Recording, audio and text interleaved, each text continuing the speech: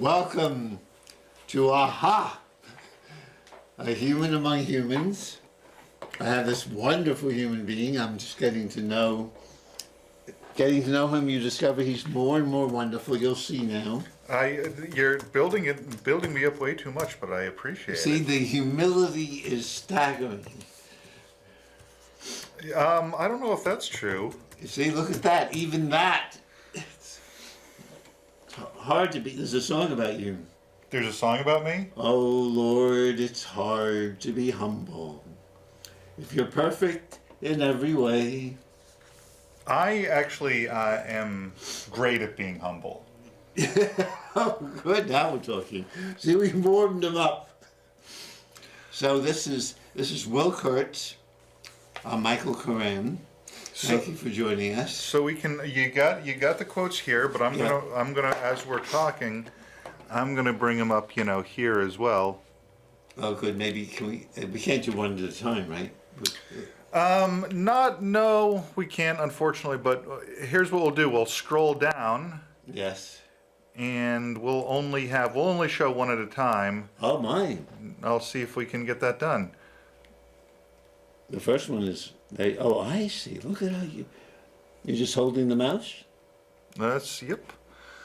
So if I do something like magic. Hold on. If I do that and then we do that and I do a star wipe. Now here we see the email that you sent me earlier today. Yes. And they can see the quote we're gonna. So should I read the first one? I believe it's Namaste defined. Yes. Should I read it or do you want to read it? No, I'd love you to read it. Okay. So I mean, I feel like did you want to set anything up? I'm sorry. I feel like This is no hold barred. Will takes my deeply beloved truths and shows me what sound in them and what is not sound. And we speak totally our mind. This will make the Ali Fraser fight look like Mary Poppins is wrestling with Peter Pan.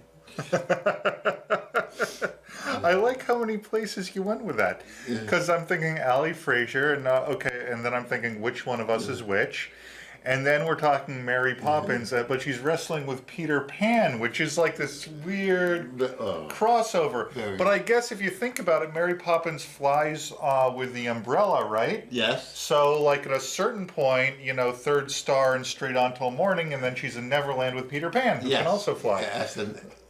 So I guess it all makes sense. So far it seems like we're friends, but watch. Before we get into it, because I want to keep this illusion of friendship and amiability, going for just another moment, because I know that you're a scholar of the world, and you also have a depth of knowledge of many things: spirituality, religion, philosophy, and I believe also literature, if I'm not mistaken. And talk about building someone up. Help. I've always been. I am a humble student. I've always been fascinating throughout literature how there seems to be, I don't know if it's called a trope or what the correct definition is, but it seems like little girls, more often little girls than little boys, but I suppose little boys in some instances. But if you look at The Wizard of Oz, Alice in Wonderland, Peter Pan, there's all these stories about a little child, but usually a little girl, being transported to some sort of magical, fantastical land. Wizard of Oz? Wizard of Oz, exactly. Wizard of Oz, it's a tornado. In Alice in Wonderland, it's a rabbit hole, right? Yes. And in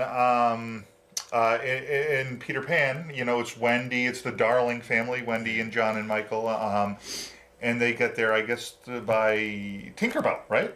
Tinkerbell, the fairy dust.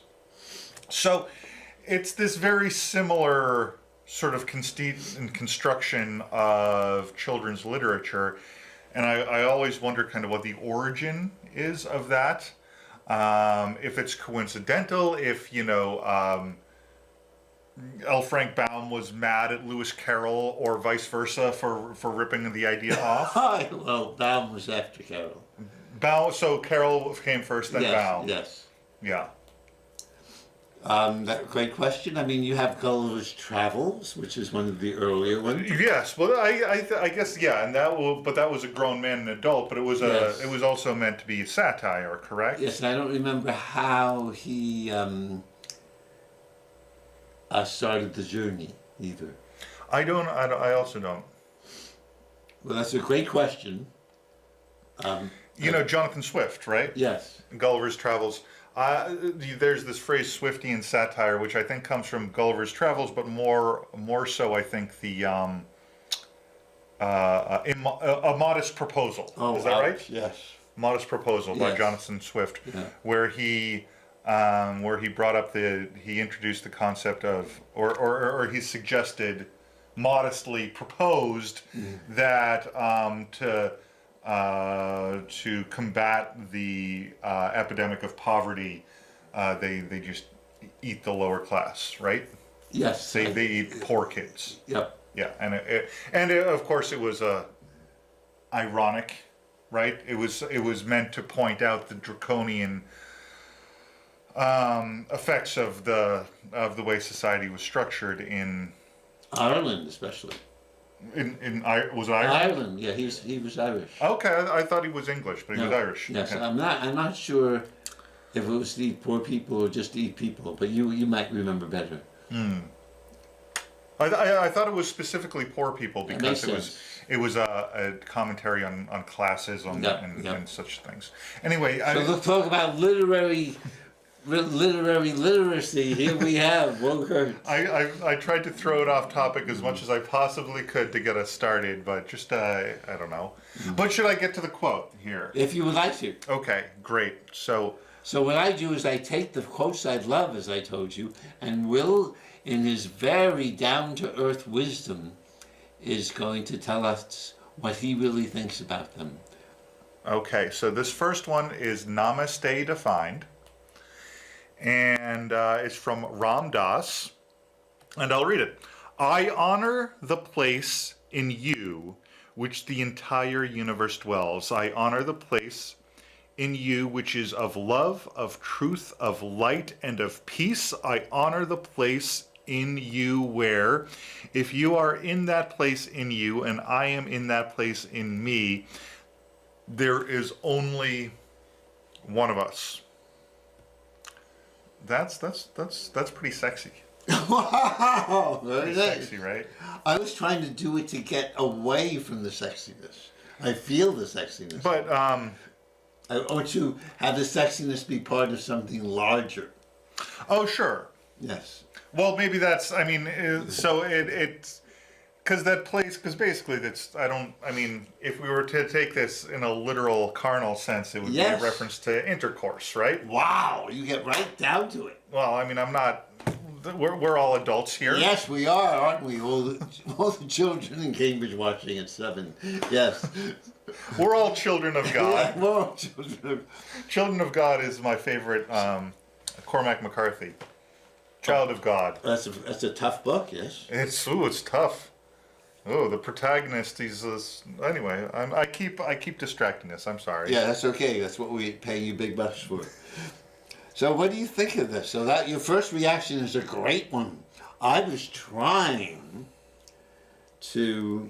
I sent a friend of mine a quote from Robert Monroe. Uh huh. I don't know if you know him. He was a teacher of out-of-body experiences and claimed to have done it repeatedly. And I think eventually it will, just like you no pun on your name intended.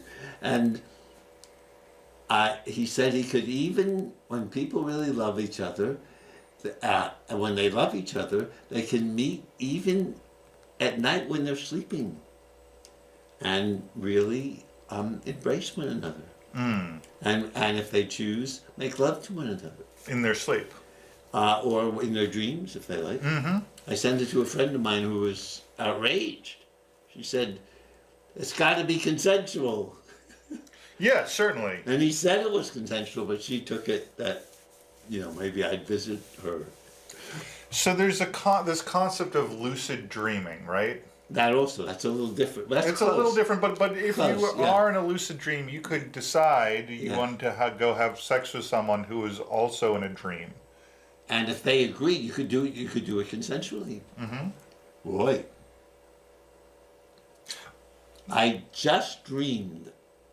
This is a strange dream. Mm-hmm. I told my beyond significant other that last night, two men with cold, cold eyes. Mm-hmm. You look and there's no way of getting into them. Yeah, We're going to hurt me. If like what happened to this journalist. You read what happened to this journalist? Yes, it continues to unfold. It's really it's harrowing, and And they it's didn't awful, just yeah. kill him. They cut off his finger. Awful, I yeah. hope he was dead. I hope. So I met these two guys in my dreams. Yeah. He had about 12 there. I think they flew in 12 assassins. 12 in your dream. No, to kill this journalist. Oh, yes, okay. And did you hear what happened? One of the assassins apparently was killed in a driver's accident. A little while after. Oh. Get rid of the guy who knows. Mm-hmm. So I dreamt of just two of these guys. And I didn't know what to do, and I realized if I kiss them with my words, maybe I could open their heart.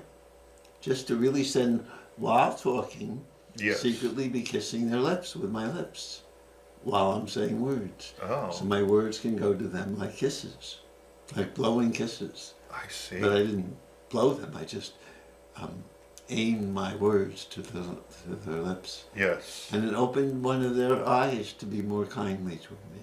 And then the cold eyes warmed up. Yes, one of them at least. Mm. I don't know. And then the dream ended. I could have then taken on the other one. I think the other. I think you just need to get one, and then the other one's going to follow. Yes. So, this is a little different. This is said, I honor the place in you in which the entire universe dwells. So, does that make any sense to you? Here's my interpretation of, because I already talked about how, and I can bring the quote up again. So because we could.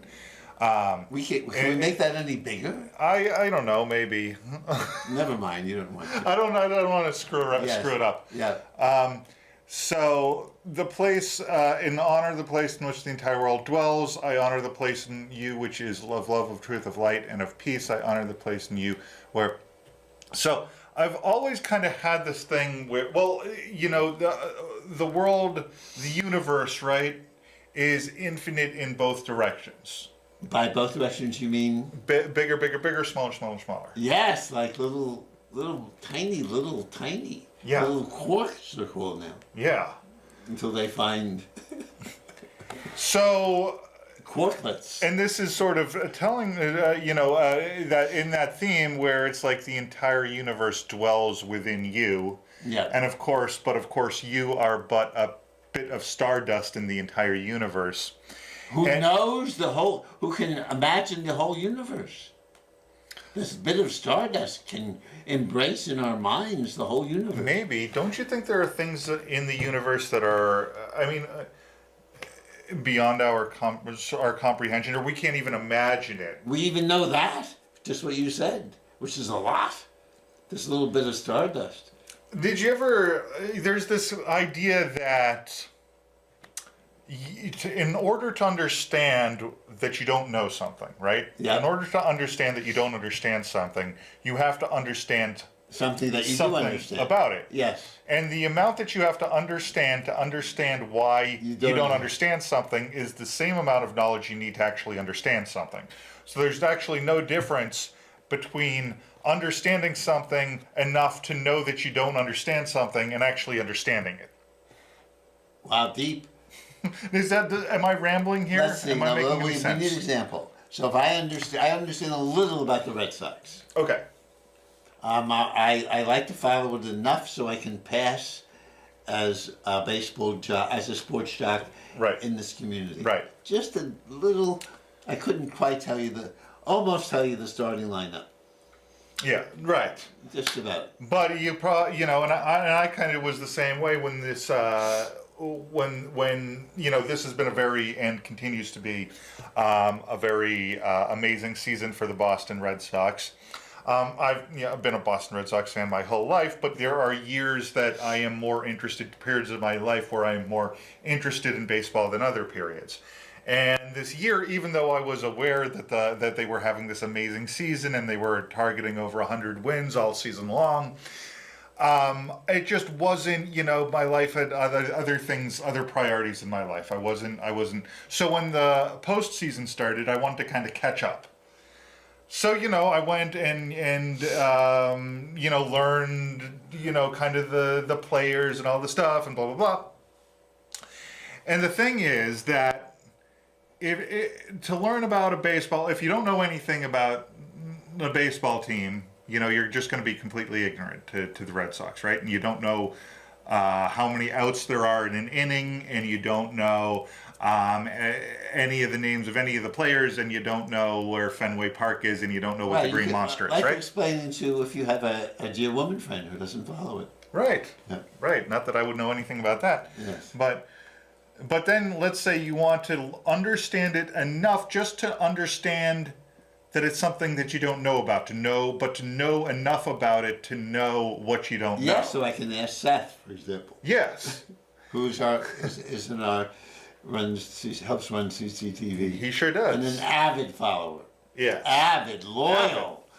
Loyal and avid. But then once you understand enough to know what you don't understand, it's too late. You've already understood it. No, I don't. Now, for example, this is something new you might not know. Okay. What they're doing now, I just read this, because I'm finally paying for my subscription to the Globe, because it's too interesting not to. Mm-hmm. They hooked me. The players, especially in the outfield, have cards in their pockets. Yes, that's new. This? Yeah, well, I just saw it this year. I don't know how long it's been going on, but yeah. Yes, Cora just brought it in, I think.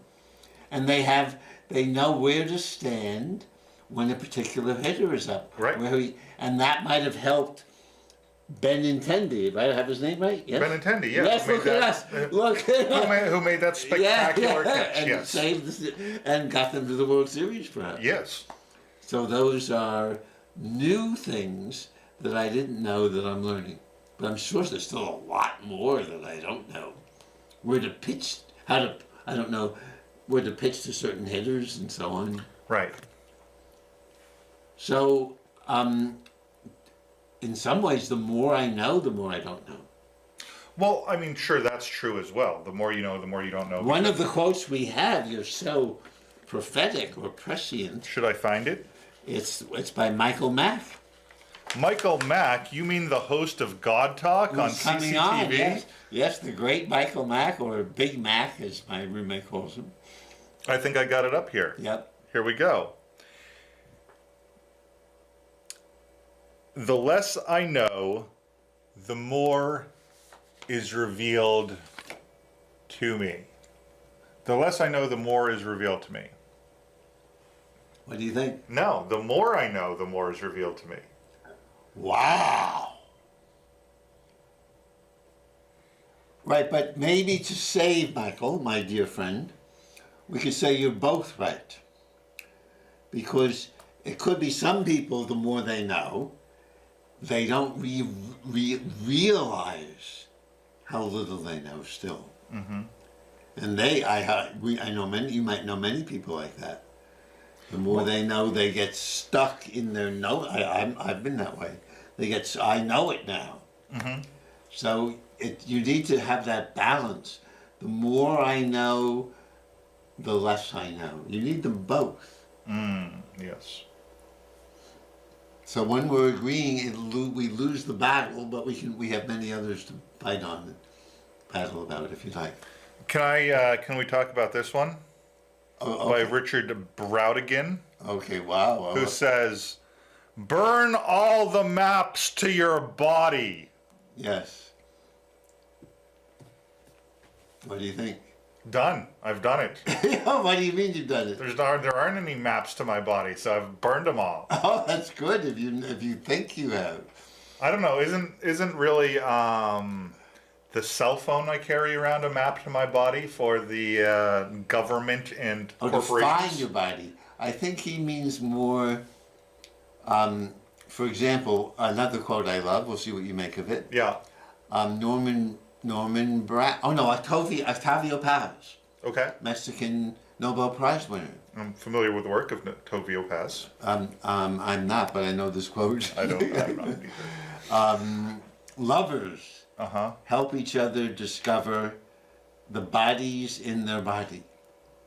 You. Wow, I love that. Disgusting. Too bad we can't get that. Did you say disgusting? Yeah. Good for you. Too bad we Gross. can't have we can't do that yet in this control room. Have What? just zero in on your face. No. If we had, No, I know. I understand that burn all the maps to your body. I was deliberately misinterpreting the connotations in order to have a well, quick I think comeback. what he means is, Yeah. I think it's becoming true. I learned in dance class last Thursday, taking a improv dance class with Joan Green, Arlington, at 7:45 Thursday night. That there's a dancer in my body that wants to dance me. Boy, I was exhausted, and as soon as and the way I got it is she started us off by shaking, and for reasons we don't have to go into, probably my childhood, I shake naturally. I don't have to. I have to stop this. I'm not. I can will it like this, but Yeah. once I get it going, it takes me over. And so there, I discovered something awesomely new and energizing about my body I never knew. So that might be one of the things that might be, don't think same thing we're talking about, don't think you know your body. Yeah. What about people who like to do things like they like to mutilate their body for self-expression? Like people will like brand themselves, or there are people who have like forked tongues. They'll like cut their tongue in half so that it's like a forked tongue, stuff like that. Or they'll have like little horns implanted so it looks like they're like little devil people. Wow. People do all sorts of stuff like I've that. never seen, yes. But then, there's this tradition that is as old as human beings themselves, of course, the ancient Chinese with the feet binding, which actually was still in practice like 100 years ago in some regions of the country. And then if you look at, today's society, things like, plastic surgery, and there are people who go really crazy Or with genital it. mutilation. Genital mutilation, sure. And some people it is sexually gratifying to mutilate themselves, or folks who do things like autoerotic asphyxiation. I knew someone who did that, yes. And and what happened? I don't think he died, but his a friend of the family was a bit repulsed by it. So it was I think she went out found- with him anyway for a year or two. Really? Yep. So this friend of the family found them. No, they never died. I'm not sure. I don't know. I can't. Oh, but I thought he she just was. liked to do it, He just liked to do it. and she was a bit horrified, but didn't stop her from dating him for 2 years or being with him for 2 years. Well, good. I'm glad that they found common So that's a ground. different. That's why I love having I'm you glad here. that they didn't get hung up on that issue. Oh wow! And nothing like saying the pun excessively, respecting the intelligence of our studio audience and his colleague here. Hung up in case you haven't gotten it. In case, Michael, it's hung. We're out of time. Time flies when we're having fun. I know. I wanted to talk about Okay, let's get, which one? back to the first one. The entire universe dwells. Does that make Oh, you're right, because what I was getting at, I'm sorry, we kind of got sidetracked, but I've always thought that the entire universe, and then there was, I thought, a sexual connotation there, and I've always thought that, like, in a human orgasm, or an orgasm of a biological life form, and the Big Bang are actually, they're echoes of one another. Yes. Yes, right? So it's now, but but in order to make the sex really more broad, it really makes blossoms and trees and people. Yes. So the sexual energy is just a part of this hugely fruitful, productive, or reproductive energy. So it's not, if I tune into that, I'm not just interested in sex with you, I'm interested in having that whole stream of the, we still have time, stream of the life force come through. Yes. So it's sex, but it's really beyond sex. I think that we have agreed with one another this entire show, and that's really a shame, because that's not why I come here. Yes. That's not why I come here. Next time we promise Fraser versus Muhammad Ali, but this time it was Mary Poppins. Wow, was that fun?